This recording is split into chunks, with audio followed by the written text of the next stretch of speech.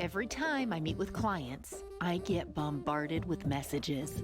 Sometimes an appointment gets changed. Worst of all, opportunities get away because I couldn't follow up fast enough. Being busy was good, but I was up to my eyebrows in busy work when I should have been growing my business. So today, I got Keap Grow.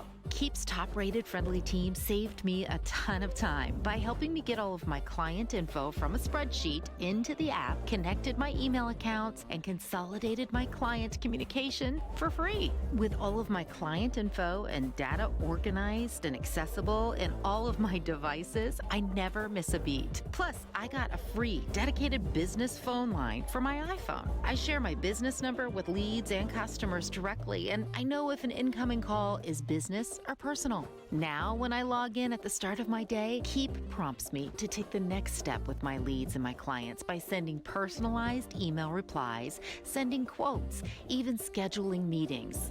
With Keap appointments, sending a link is all it takes. My client picks a time and a confirmation is sent automatically. No more missed meetings.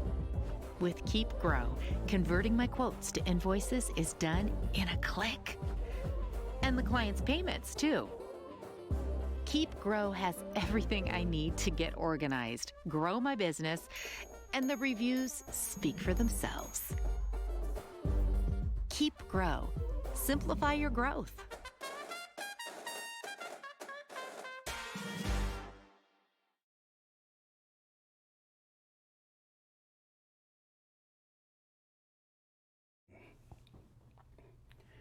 There we go.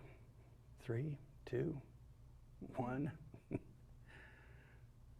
All right. We are live. All right. Live from the Keap Studios here in Chandler, Arizona. I am Jack Smithson, the inbound marketing strategist here at Keap. I am really glad that you're joining us here live. We've got Crystal running chat and Ducey, our technical guy running everything else. And I am here to share some really great content with you today on follow-up, right? But before we get started, two things. Since the last time we talked, I have made a concerted effort to grow my mustache. I don't know if you can see this. This is really, there we go. Really impressive, right? Okay. I expect, there we go, perfect. Thank you. All right, and the next thing before we get started, I want to share a dad joke. And my wife is going to really appreciate this because she loves all of my dad jokes and she laughs at them purposefully. Okay, here it is. Ready? People are usually shocked when they find out I'm not a good electrician. Okay. I'm just saying, you're going to use that one today, okay? I license you for the retelling of that joke.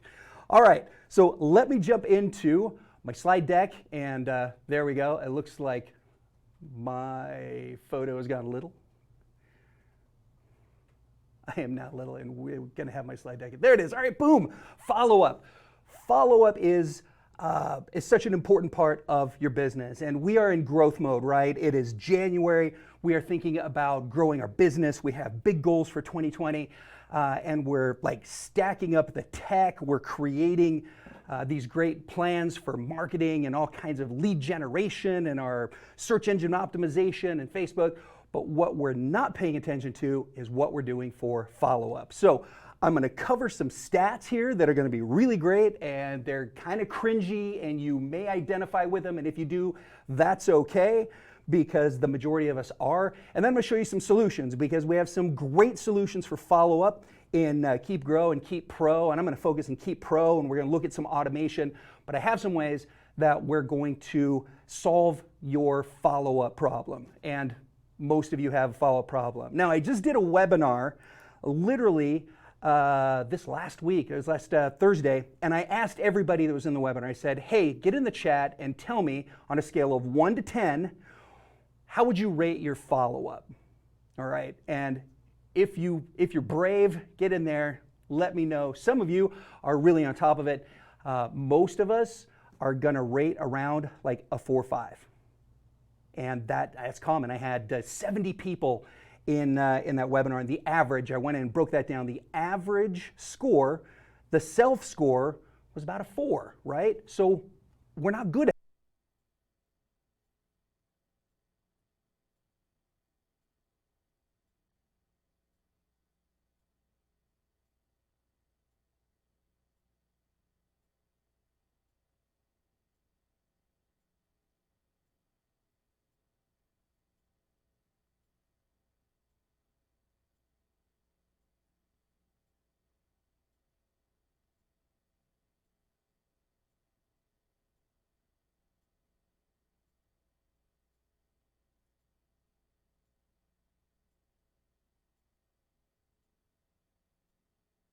had a battery issue. Apparently, I spoke so much in pre-production that I ran out the batteries. Okay, so where we left off? Anyway, I'm going to cover this from 10 times, right? 10x? Okay, here we go. If you follow up within the first 5 minutes, you are 10 times more likely to close that deal than if you wait 10 minutes. That's 1,000% more likely, right? I did the math. 10 times is 1,000%. 1,000% more likely. Are we following up within the first 5 minutes?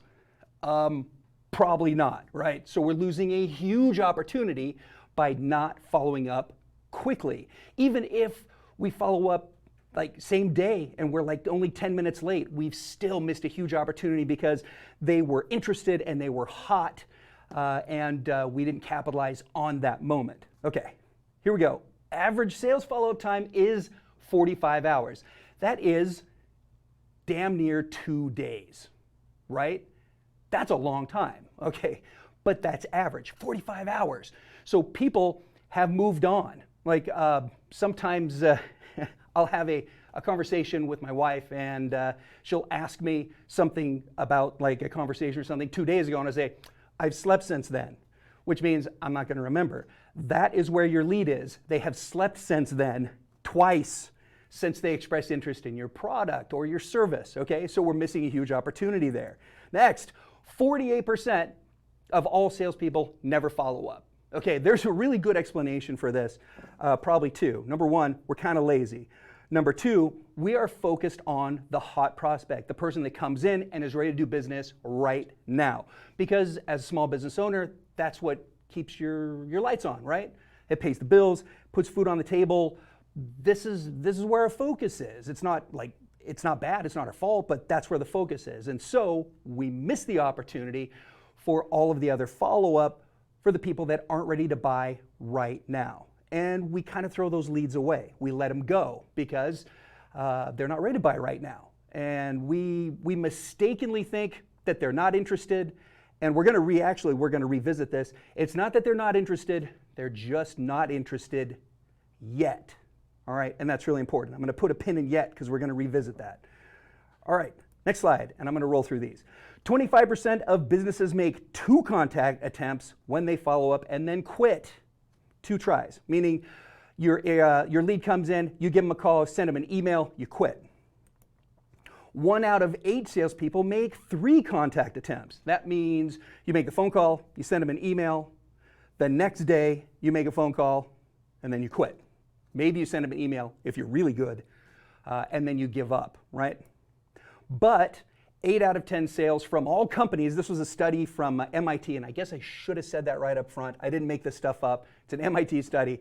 8 out of 10 sales from all companies were made between the 5th and the 12th contact, okay? So it takes a lot more contact attempts to make a deal, to get a sale, or to get people engaged in a meaningful way in your sales process. Okay, so I asked Google, because Google knows everything. I don't know if you know this, but Google knows everything. It is a supercomputer, and it's always listening. It is the big brother of our time, but it's a great place to get questions answered. So I asked Google, hey, how many touches does it take to close a deal? And Google said right here, it takes an average of 8 touches to get an initial meeting or other conversion with a new prospect, right? So that initial meeting or other conversion, that means we're trying to get them to click. Click to schedule, click to fill out our web form to get a quote, or to click to request a phone call, whatever that is, that next action, it takes 8 touches, right? 8. And you know it's true because Google said it. And I'm like, it didn't even come from me, okay? So here we go. Now I'm going to share this. This is not my infographic. This is from Lead Simple. And this houses a lot of the stuff that I've already talked about, but I want to point out number 7 right down there. See down at the bottom right where it says contact number 7? You are all alone down there. If you have hung in there to touch point number 7, you have no competition for that person's business. Everybody else has given up, right? A lot of them gave up at contact number 1. A bunch more gave up at contact number 2.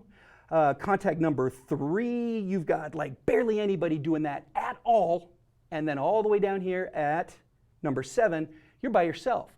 So if you do this, you will get the business. Like, it's yours. Because like we covered before, it's not that they're not interested. They filled out your web form, they made that initial phone call, they expressed interest, and now it's up to us to be top of mind when their interest peaks or when their need for your product or service becomes a necessity, or that necessity becomes critical, right? So an example would be, I look out and I see my trees need to be trimmed. And I get, I express interest with somebody who does landscaping. And they call, they send me an email, and then a couple days later they call and send me an email. Now, I'm interested, but I'm not ready for that service yet. Like, my interest hasn't peaked. And then tomorrow, I get an email from my homeowner association that says, hey, your trees look horrible, and we're going to fine you if you don't have them trimmed. Well, I'm probably not going to climb up into them and trim them myself, so I'm going to pay a professional. And now I'm thinking, oh, that guy that's email marketing to me because I expressed interest a little while back when I knew this needed to happen, I'm going to go get his email and call him, and then he got my business because he's top of mind. He's in my inbox with that email. I'd have like a little email symbol if I could. But that's how we get business. That's how that guy would get my business. All right, so here's the big question. Why are we so bad at follow-up? Why do we suck at follow-up? Let's be honest. Why are we so bad at this? The number one answer, I know you're all waiting in anticipation. I'm just going to drag out that a little bit for drama. Okay, here it is. I'm not organized. That is the number one answer. The next one was, I don't know what to say, and the one after that was, I don't have enough time. We're going to kind of ignore those a little bit, and we're going to focus on, I'm not organized. So we're going to move over to Keap Pro, and I'm going to show you a process that centers around your follow-up and getting organized, right? So depending on where you are in the growth this is the growth or development of your business, you may be using a CRM tool. If you're not, this is going to be great information. If you are, then you'll probably want to move to ours because it's actually incredibly cool and really packed full of great stuff. And that's just shamelessly, I think ours is the best. Regardless, I'm going to show you some processes that you probably use in any like automation tool that you're using, or any CRM tool, right, with automation, which again is kind of like ours. But here we go. So number one, you're going to need contacts. You're going to need something that keeps track of all of your contacts, all your contact records, and keeps track of all of your interactions. So I'm going to grab a contact, and here's Tyler Durden. Here's my contact. Here's all of my interactions with Tyler. So I enter him as a contact, I can search him based on any information that I've got on Tyler, and I can see all of my interactions. Tasks I have for callback, emails that I've sent him. You see here I've got 18 emails. I can see what our email history is. Tags, the way I've categorized him or put him in different lists in my database. Notes, so here's all my notes with Tyler Durden. Here's a reminder I made myself. Hey, reminder, don't talk about Fight Club. That's a big thing with Tyler Durden. I don't know if you guys remember that, but yeah, those are the first two rules, actually. There we go. Deucey got it. All right, thanks. Anybody else, if you got it, I really appreciate it. Okay, perfect. So here's all my interactions with Tyler. So that's number one. We have to have a reliable place to keep all of our contact information and all of our interactions with those contacts, so that we can keep track of converting them. Like, if I don't have a good place to keep track of my interactions with somebody, then I can't move them through my sales process. Okay, the next thing that's going to be really important is a task management area. We have this in Keap under tasks, and I can create tasks and assign them to contacts and assign those tasks to other users of my system. So maybe it's not just me and I've got to assign tasks out to my staff. I can do that. So I can quickly add a task. We'll call this a callback, and I could put a whole bunch of, whoa, all right, let's do that again. Something happened. I tapped something. There we go. We'll do this for tomorrow. Actually, let's do it on the 6th. And I'll set myself up a reminder, and I'm going to associate it with, let's say, Michael. I want to call Michael back. And I could assign this to any user, but I'm going to assign it to myself because Michael belongs to me. And there we go. So there it is. There's my task. And when I'm ready to hit this task, I can click on the task and read it. Maybe I need to forward this task to another day, so I can change it and save it. And then I probably want to look up my last interactions with Michael before I call him, so that I'm familiar with my relationship with him before I get into that conversation. So the task management area is key. Like no more sticky notes. Let's get away from the sticky notes. And we want a task management area. Okay. Now the next thing is appointments. I have an appointment scheduling area inside my Keap Pro application. Now here's why this is cool. Number one, it's going to sync with your Gmail, your Google Calendar. Okay, so anything on your Google Calendar is going to share over onto this calendar. Like, let me see, I think I might have something here. There we go, President's Day. I hovered over that and it's from my Google Calendar. Okay, now I can create links and send these links to people and they can self-schedule on my calendar. Very similar to other tools out there that you might already be using, like Calendly, Appointment Core, Schedule Once. There's a lot of those scheduling tools out there. You may be already using one, which means that if you use our tool, our CRM, we've just reduced your tech stack because that's now one more tool you don't have to pay for because it's built in here. So you can create these links. You can send an invite out to a contact. I can choose the contact I want to send that out to. If I'm sending it out to Tyler, Tyler clicks the link, schedules onto my calendar, right? Or I can just click on the calendar and schedule for Tyler if I have him on the phone. I can find his contact and then choose the type of appointment, and then I can grab where it is on the calendar that Tyler wants to meet with me. There we go.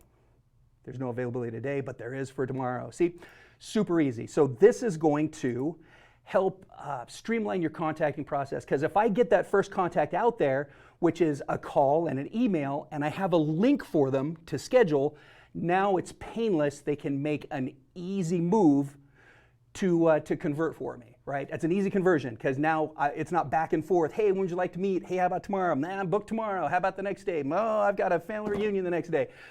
You know what I'm talking about, right? We want to eliminate all of the shenanigans with scheduling. We're going to use automation to do that. Okay, now here is the big one. And where are we for time? You are 18 in.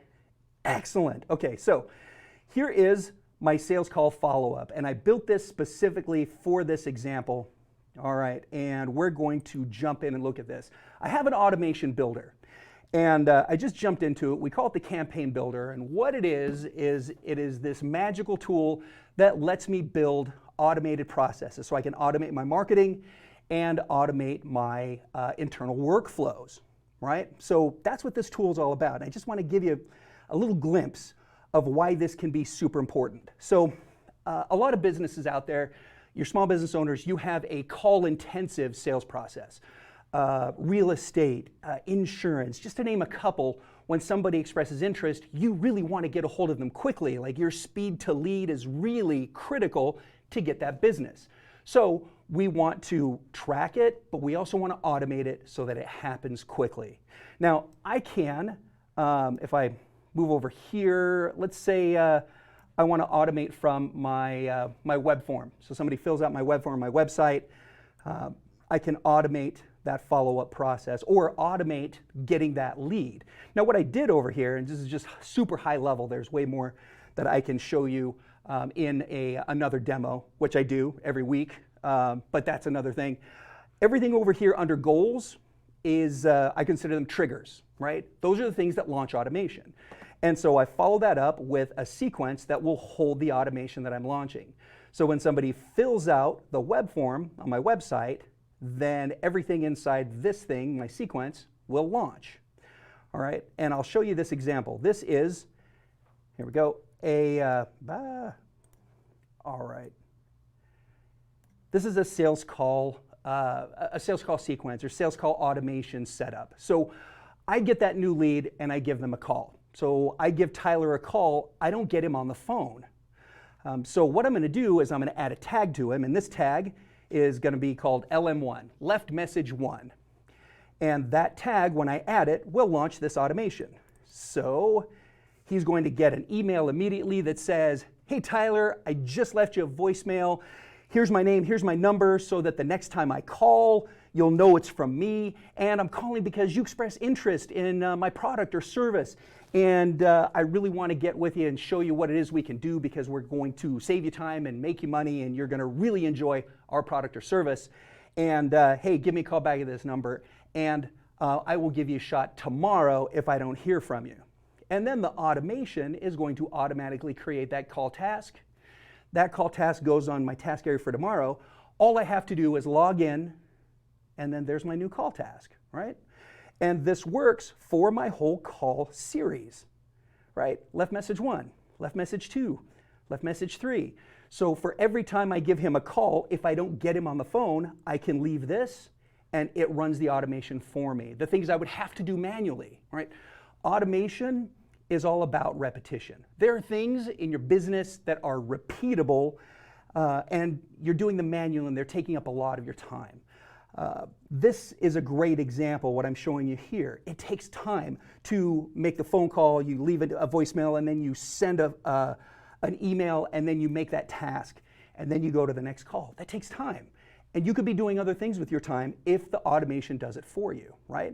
So that's what we build here. We're going to let the automation do this stuff for us. So I'm going to go over to, here we go, let me jump out of this, and we'll go to Tyler.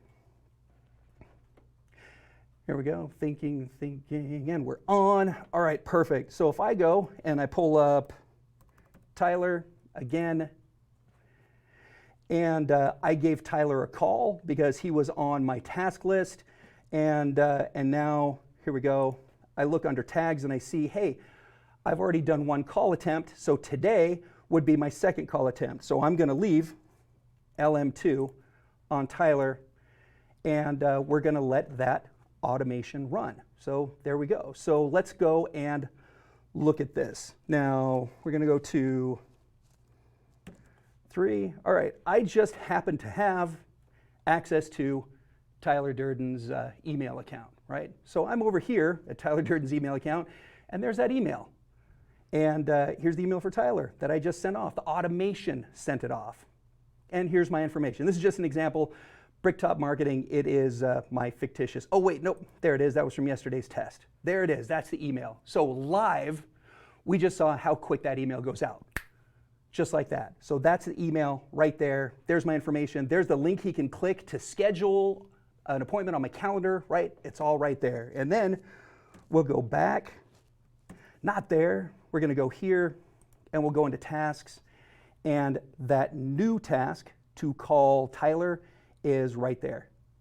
It just got added for tomorrow. So now when I come in to do my task tomorrow, it's already there, it's on my list, okay? Just a really quick example of how the automation is gonna save you time, it's gonna make you money. It will change the way you do business this year. It's gonna handle your follow-up, it's going to help you track your contacts through your sales process, through your contacting process. It will do your follow-up automatically, perfectly, every time, on time, personalized. All right, perfect. That is literally everything I had to talk about today because we're focusing on follow-up. You can use a lot of these tools here to streamline that follow-up, and hey, that's the name of it, right? We want to streamline, we want to save you time, we want to make you more money. All right, excellent. Now, if you want to learn more, there are a couple of resources here. Let's go, that one, here we go. I do a live demo a couple times a week, and we have some coming up. So the link to this is going to go in the chat, and you can click and sign up for a live webinar demo. It's me. I will be running it, and I'll go through all of those different sections of the Keap Grow and Keap Pro application, talking in depth a little bit more, talking about your different business use cases, and then covering more of the automation and different use cases there also. All right. Ooh, yeah, that's me. Okay, does automation take out the personal touch? Oh, that's such a great question. Here's a great example. So let's think about an assembly line, right? Like good old Henry Ford, the assembly line, and pushing those cars through the assembly line, and there's these machines doing all this stuff, right? building that car, and then it goes down the line, and then people jump in. And people are pushing buttons, people are putting things in, people are doing wiring, and then it moves to the next, and there's some more machines. That's how your automation works. You will be an active part of the automation, mostly launching automation and furthering the automation when people are interactive. So you don't lose the personal touch, and especially with your emails and SMS and those things, like I didn't even talk about SMS. Look at this.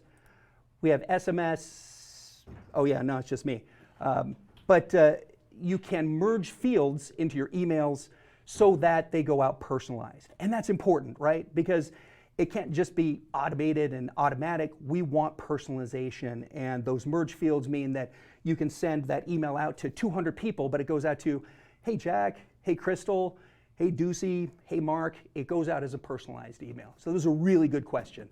Automation does not take out the personal touch. We don't want to lose that, and you especially don't want to lose that, because your brand is built on you, on your personality and your personal touch. So we absolutely don't want to take you out of that. All right, any other questions? That's it, you're good to go. Perfect. Thank you for joining me with this live. I hope to see you and chat with you some more. And let's go demo. Let's go to work. Let's go make some money.